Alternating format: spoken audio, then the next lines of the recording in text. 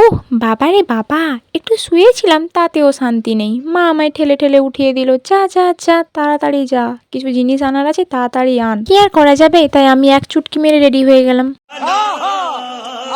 যাই হোক, চুটকি মারার আগেই রেডি হয়ে গেছি। না, কুকুরের লেজ সোজা হয়ে যাবে কিন্তু আমার চুল সোজা হবে না।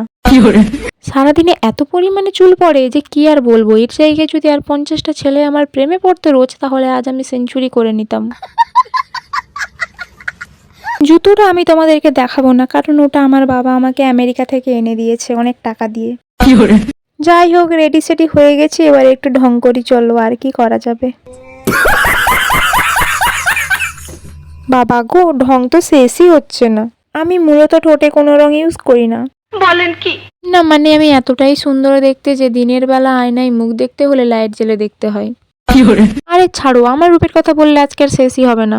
এইটা আমার অনেক কষ্টের টাকা। এই টাকাটা আমি অনেকদিন আগে আমার মায়ের পার্স থেকে চুরি করেছিলাম। মা তখন জানতে পারেনি, বাট এখন জানতে পেরে ওই টাকাটা নিয়ে আমাকে বাজারে পাঠিয়ে দিল।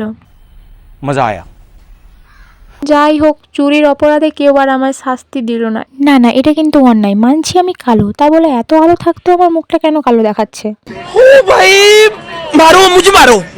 আমি গিয়েছিলাম ভুসিমাল দোকানে, কিন্তু ভুলে স্টেশনারি দোকানে ঢুকে পড়েছি।